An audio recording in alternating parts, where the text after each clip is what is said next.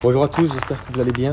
Je m'appelle Alexis, je suis gérant d'ACS Réalisation. J'aide les investisseurs à réaliser des opérations rentables en divisant par 2 leur budget travaux. Dans cette vidéo, tu vas me suivre durant une visite immobilière. On a rendez-vous pour une maison de ville. On va faire l'étude. On est dans les Alpes. Donc aujourd'hui, on va voir ensemble comment détailler la visite immobilière et qu'est-ce qu'il faut regarder lors d'une visite immobilière. À de suite.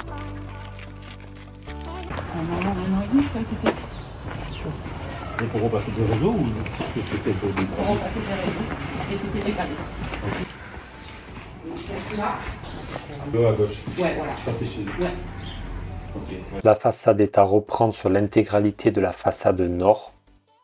Penchons-nous sur le mur de droite dans le salon. On voit des cloques, des bulles. Ce sont des champignons car il y a du moisi dans la maison.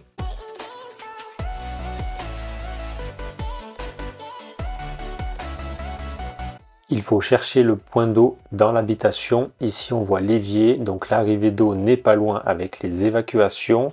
Sur ce niveau, il y a aussi un WC. Là, c'était le garde-manger.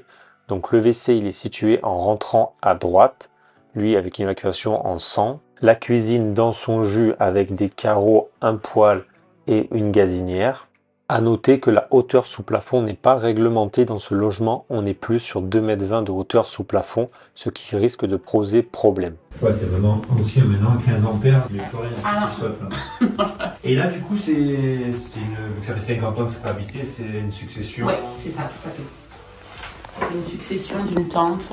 Bon, la succession, déjà, elle a été très longue. Ouais, Il a fallu plus de 3-4 ans. Et là, elle est en train de boucler ses bords. Il y avait plusieurs biens, en fait, sur cette succession. Il n'y avait pas qu'ici, en fait. Il y avait d'autres endroits aussi. Il y en avait sur Toulon, il y en avait un petit peu de partout. Donc, c'est pas qu'ils ont plusieurs cousines. c'est ça. C'est souvent ça. Ouais. C'est ça. Ça discute, ça.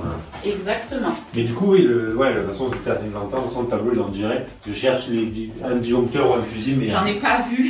Il n'y a rien du tout qui parle de tableau. On verra au fur et à mesure. Voilà, Elle est percée.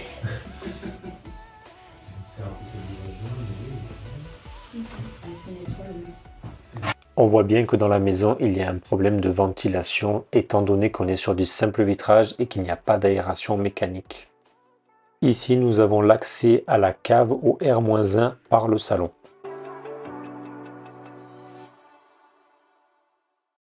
L'arrivée générale de l'eau est située dans les WC, on voit le Plymouth.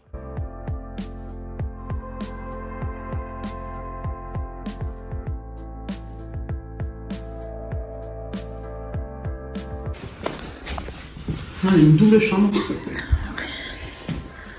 Voilà, il y a 2,56, donc plus 30, on a 2,70. Ça fait 80. C'est calme quand même. Oui, ça reste calme ici. Ça, On voit qu'il y a eu des infiltrations d'eau, le mur est creux et le plafond montre bien des traces d'humidité. Le plâtre il a cloqué, le canis est apparent, on voit que le plâtre a bien sauté sur le canis et vous allez comprendre une fois qu'on passe à l'étage supérieur pourquoi il y a eu des infiltrations d'eau. Soit intermédiaire aux deux. là, on a une très belle surface encore là. Je vais plutôt mettre la chambre là, verrière. Et ici la pièce d'eau pour qu'elle soit accessible pour l'étage du haut et du bas. De cette fenêtre, je vois bien réaliser une ouverture afin de créer une porte-fenêtre pour donner place à un balcon. Ce balcon permet de faire une avancée sur la partie basse, donc un abri couvert et de réaliser une plus-value sur la partie chambre.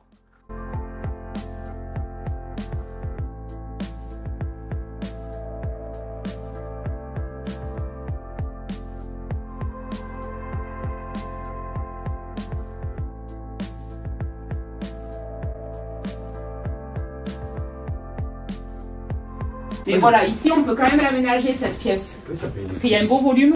Tu dois le clocher, ça Ouais. fait beau. Ouais. Bon, les clims c'est interdit non, dans le village. Ou pas? Je crois. La placette quoi.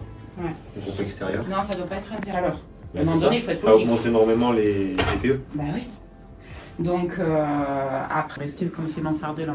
Un crépi propre. Toiture, tout ça avec après à la clim, revente. Ouais, Et qu'une maison bien isolée. ouais c'est ça, réisoler l'intérieur, ouais, le ouais. PVC. Moderne au bout du jour. 80 Avec les mètres taux carrés. d'aujourd'hui quoi, combien ça? On va être à 130, 140. Ok. Je crois qu'il y a la cour. Donc on peut peut-être monter un petit peu plus haut. Oui. Que de mauvaise saison ici. Oui. Hein, donc, Et votre autre maison, elle est affichée à combien? elle est affichée à 119. 119 000. Mais pareil, il y a un petit peu moins de travaux, mais comme la superficie est plus grande, après on peut faire une petite négociation aussi. D'accord. Ici, vous pensez qu'il y a possibilité ou sont fermés?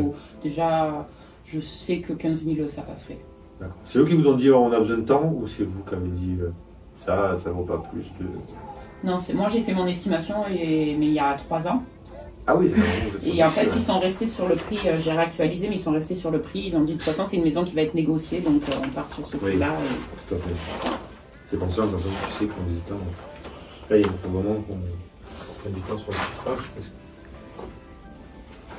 Après, l'autre là-bas, elle est beaucoup plus spacieuse. Voilà. Et elle a qu'un seul étage. Il y a 24 mètres carrés là. Bon, la trémie, c'est 23. Donc là, toi, tu rajoutes 20 mètres carrés, donc tu passeras à 75 mètres carrés. Pour ce R+2, je vois l'aménager en suite parentale avec une chambre dans l'angle, une salle d'eau dépendante, plus une ouverture de la toiture pour faire une toiture terrasse avec un garde-corps. Dans tous les cas, il faut refaire la toiture.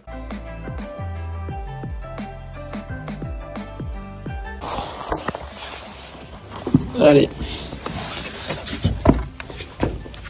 Donc là, on a la grille d'aération. Ouais. Waouh. Elle est jolie, hein. Elle est superbe. Et on peut gratter des mètres pour aller chez les voisins. C'était bien moelleux. C'est vrai. Ah ouais. Ils ont enterré un trésor ou un cadavre.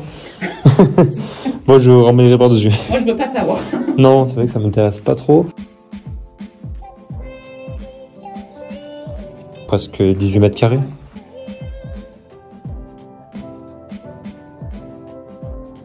C'est comme on fait les fours à pizza, on met du sable, on fait la butte et après on coule. Et c'est peut-être ce qui s'est passé, ils avaient de la terre, ils ont créé leur voûte et après ils sont venus extraire au fur et à mesure. Et bon, il faut pas l'enlever partout parce que peut-être ça tient pas partout. Et même voir de pas trop la sécher parce que grâce à l'humidité, c'est ce qui maintient tout. Ça la stabilise.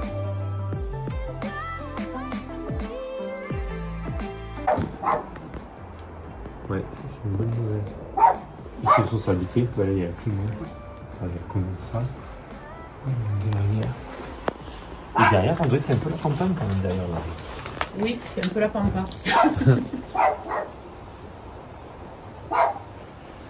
En fait, on a un petit peu de végétation et après on a la route qui monte. Cette remise est en complément de la maison de village. On a la possibilité de créer un plancher afin d'avoir 32 mètres carrés habitables. Il faut refaire la toiture, créer une ouverture, installer une pompe à chaleur. Ensuite, on peut soit le revendre, soit le mettre en location courte durée. Continuons la visite avec la seconde maison de village. On rentre par la cuisine dans l'habitation. Il y a le cumulus. On arrive sur un salon avec une grande mezzanine, salle à manger en bas.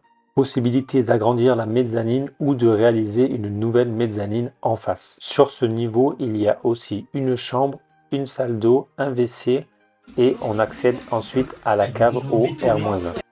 Pour que ça devienne une vraie cave en fait, pour stocker vraiment de l'alimentaire ou des choses. Là par contre on est très haut, quand on est à ça à peu près du sol, donc il n'y a pas d'eau qui s'infiltre. C'est bien. Ouais. C'est juste qu'il n'y a pas l'entrée d'air. Ouais. Pour la circulation. C'est ça. Bah, ça fait propre, on peut vraiment faire du stockage du coup.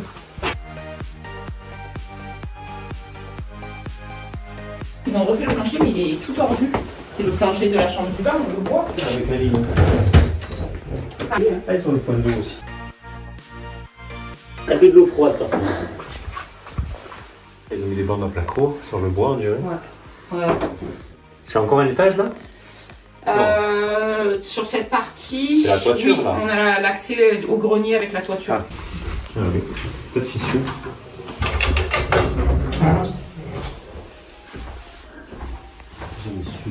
Ouais, là on est sud. Une grande bâtisse. Oh, c'est une maison. D'accord. Au R+2, nous avons des combles qui ont la possibilité d'être aménagés en salle de jeu, en chambre d'appoint, potentiellement en bureau. Oh, ça fait une chambre d'appoint. Les amis qu'on n'aime pas trop.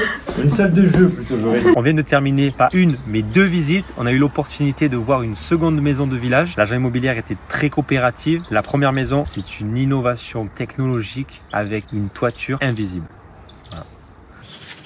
Donc la première maison, c'est une maison de village à 88 000 € avec une remise inhabitée et une maison qui n'a pas été habitée depuis 50 ans. La seconde maison, c'est une maison de village aussi qui n'a pas de remise annexe et elle fait 103 mètres carrés. La première, elle en fait 53, elle en fait 103 mètres carrés. Elle a 3 chambres, elle est sur 2 niveaux. La première, elle est sur 3 niveaux, mais vous avez une comble qui est aménageable. Pour déterminer les deux projets, comment on va les faire avancer, il faut qu'on budgétise l'enveloppe travaux car la première nécessite plus de travaux mais a un plus gros potentiel car on peut faire une toiture terrasse au dernier étage, une avancée sur la cour et on a la possibilité d'aménager la remise qui peut être transformée en T2 de 35 mètres carrés pour la location courte durée ou une revente potentielle. La seconde maison, d'après l'agent immobilier, a un plus gros potentiel de revente. On peut aller jusqu'à 200 000 €, sachant qu'elle est affichée à 119 000 €. Pour vous parler des chiffres, la première maison est affichée à 88 000 €, un potentiel de négociation entre 10 et 15 000 €. Donc suivant l'étude travaux, il ne faut pas que ça dépasse 140 000 € car à la revente, dans un moyen de gamme, on est aux alentours des 140 000 €. La seconde maison est elle affichée à 119 000 €, mais elle a un potentiel de revente à 200 000 €. J'ai oublié de préciser, pour la première maison, en complément, on a l'opportunité d'acquérir une remise. C'est-à-dire qu'on va transformer cette remise en habitation. Donc on va faire un changement de destination. Pour cela, on va faire des démarches auprès de l'urbanisme et l'urbanisme va nous accepter ou nous refuser ces démarches-là. Donc on va prendre un rendez-vous avec eux et on a un potentiel aujourd'hui d'avoir une carcasse, c'est-à-dire on a 4 murs, 2 ouvertures. On est enclavé par contre, c'est ça l'inconvénient. On est situé au nord et on va recréer des planchers, la viabiliser avec les arrivées d'eau, les arrivées électriques et les évacuations en eau. On va refaire les planchers, une dalle et on va faire une toiture. On va réisoler tout ça, possibilité d'insérer un bloc pompe à chaleur et avec ça, on peut avoir une plus-value supplémentaire à la revente. Donc le premier bien est composé de 2 lots, ont un plus grand rapport à vue d'œil aujourd'hui que la seconde maison qu'on a visitée.